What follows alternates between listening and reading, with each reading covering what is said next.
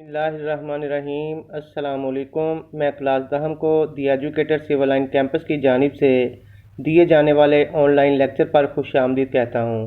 آج اردو کا lecture number 34 ہے، جس کا عنوان ہے نظم فاطمہ بنت عبداللہ کے اشعار کی تشریح پلس شاعر کا تعارف۔ علامہ محمد اقبال رحمۃ اللہ علیہ 9 نومبر 1877 کو سیالکوٹ میں پیدا ہوئے اور انہوں نے 21 اپریل 1938 کو وفات پائی۔ علامہ محمد اقبال رحمۃ اللہ علیہ سیالکوٹ میں پیدا ہوئے، ابتدائی تعلیم وہیں حاصل کی، انٹر سکاٹ مشن کالج سے حاصل کرنے کے بعد گورنمنٹ کالج لاہور سے BA اور MA کیا۔ پنجاب یونیورسٹی لاہور میں کچھ عرصہ ملازمت کرنے کے بعد انگلستان چلے گئے۔ لندن سے بار ایٹ لا یعنی قانون کی ڈگری حاصل کرنے کے بعد جرمنی سے PhD کی یعنی فلسفہ کی ڈگری حاصل کی۔ واپس آ کر وکالت کرتے رہے، 1938 میں فوت ہو گئے۔ لاہور میں شاہی مسجد کے باہر آسودہ خاک ہیں یعنی دفن ہیں۔ علامہ محمد اقبال رحمۃ اللہ علیہ ہمارے قومی اور ملی رہنما ہیں۔ اردو اور فارسی زبان کے عظیم شاعر ہونے کے علاوہ ایک مفکر اور فلسفی کی حیثیت سے بھی مشہور ہیں۔ وہ 20ویں صدی میں اسلامی نشاط ثانیہ کے ایک بڑے علمبردار تھے۔ انہوں نے اپنے فکر و فن سے مشرق و مغرب کے ادیبوں، شاعروں اور عام لوگوں کو بہت زیادہ متاثر کیا۔ ان کی نظم و نثر کے تراجم 30 زبانوں میں ہو چکے ہیں۔ اردو اور فارسی کلام کے علاوہ ان کا نثری سرمایہ بھی ہے۔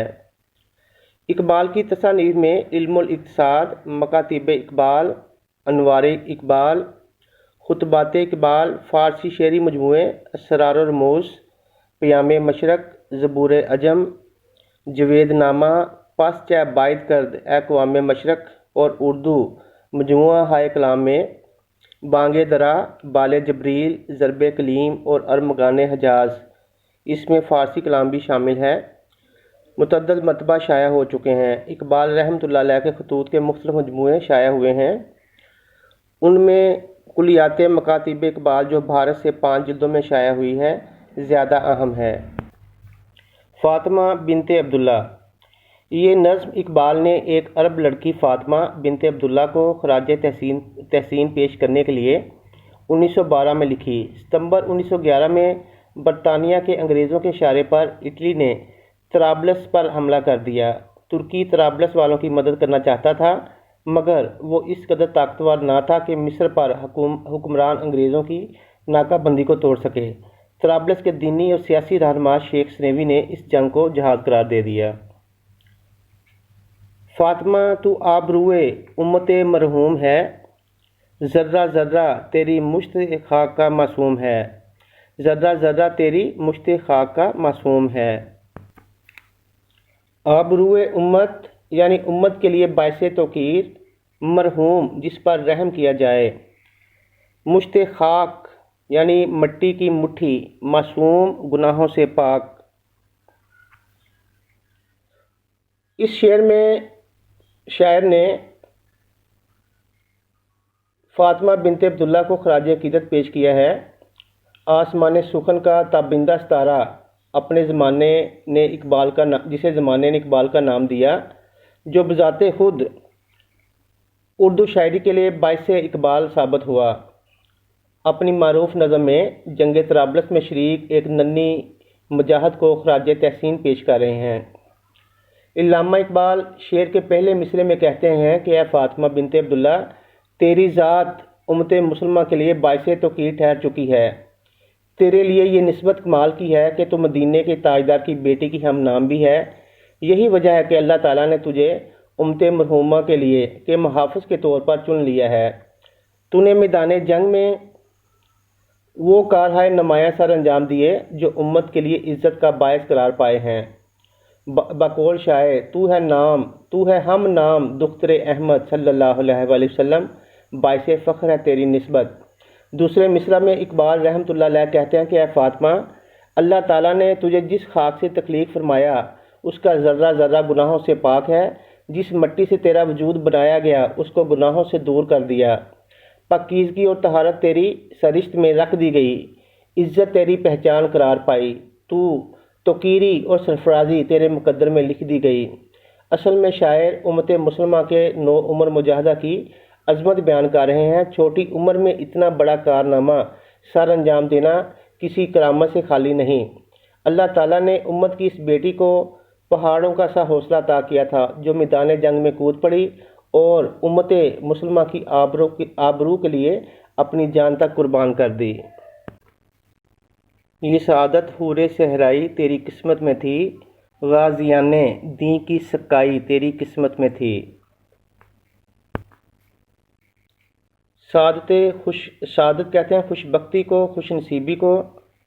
حور صحرائی، صحرائی علاقے کی حور، غازیان یعنی غازی کی جمع، قسمت کہتے ہیں مقدر کو، سکائی پانی پلانا۔ اس شعر کا مفہوم یہ ہے، اے صحرا کی حور، تیری قسمت میں یہ خوش نصیبی لکھی تھی کہ تو نے جنگ طرابلس میں غازیان اسلام کو پانی پلانا تھا۔ علامہ محمد اقبال رحمۃ اللہ علیہ امت مسلمہ کی عظیم بیٹی کو خراج تحسین پیش کرتے ہوئے پہلے مصرع میں کہتے ہیں کہ اے فاطمہ بنت عبداللہ، تو صحرائی علاقے کی حور ہے، اللہ تعالیٰ نے تیرے مقدر میں خوش بختی لکھ دی ہے، تیری قسمت میں عزت اور سرفرازی لکھ دی ہے، تیری قسمت میں یہ سعادت تحریر کر دی ہے کہ تجھے حور صحرائی کے لقب سے پکارا گیا۔ دوسرے مصرع میں شاعر کہتے ہیں کہ میدان جنگ میں لڑنے والے مجاہدوں اور زخمی ہونے والے غازیوں کو پانی پلانا ایک بہت بڑی سعادت اور خوش نصیبی ہے۔ اللہ تعالیٰ نے تجھے اس کام کے لیے منتخب کر لیا ہے۔ تو نے طرابلس کے میدان کا کارزار میں زخمی سپاہیوں کو پانی پلانے کا فریضہ سر انجام دیا ہے۔ میدان جنگ میں تھکے ماندے سپاہیوں کی پیاس بجھانے کے لیے بھاری بھرکم مشکیزہ اٹھائے رکھا، نو عمری اور کمزوری کے باوجود بے مثال جرأت مندی نے تجھے تاریخ میں امر کر دیا۔ اصل میں شاعر یہ کہنا چاہتے ہیں کہ میدان جنگ میں سخت کوش لوگ ہی کامران ٹھہرتے ہیں، کمزور دل لوگوں کا وہاں کوئی کام نہیں ہوتا۔ باہمت اور جرأت امیز سپاہی ہی میدان جنگ کے شاہ سوار قرار پاتے ہیں۔ اللہ تعالیٰ نے ان تمام خوبیوں سے فاطمہ بنت عبداللہ کو نوازا ہوا تھا۔ یہ جہاد اللہ کے رستے میں بے تیغ و سپر ہے، جسارت آفریں شوق شہادت کس قدر۔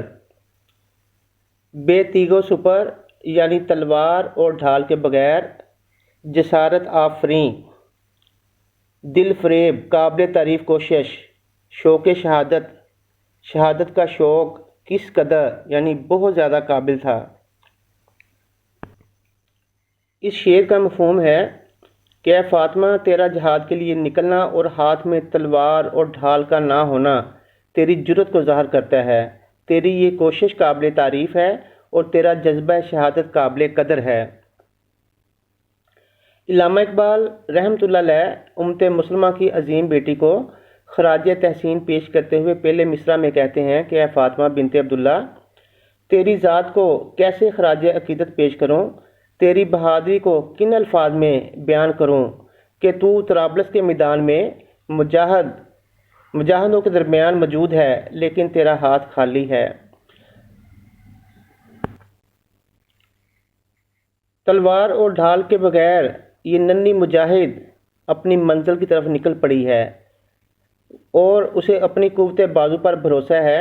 بھاری بھرکم مشق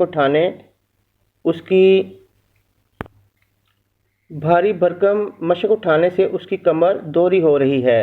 بقول اقبال، کافر ہے تو شمشیر پہ کرتا ہے بھروسہ، مومن ہے تو بے تیغ بھی لڑتا ہے سپاہی۔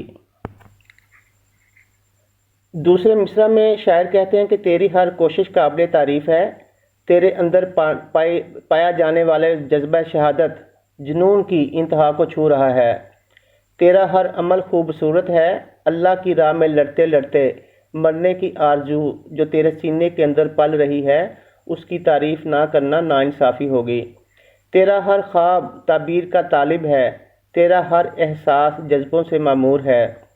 اصل میں شاعر یہ کہنا چاہتے ہیں کہ میدان جنگ میں افراد نہیں لڑتے بلکہ جذبے لڑتے ہیں، جنگی ساز و سامان کامیابی کی ضمانت نہیں ہوتا۔ بے سر و سامانی کے عالم میں لڑنے والے مجاہدین کو بھی اللہ کامیابیاں عطا کرتا ہے، بالکل ایسے ہی جیسے ہماری یہ مسلمان بہن تلوار اور ڈھال کے بغیر میدان میں موجود ہے، دشمن کا مقابلہ بھی جاری ہے اور مجاہدین کی خدمت کا موقع ہاتھ سے نہیں جانے دیتی۔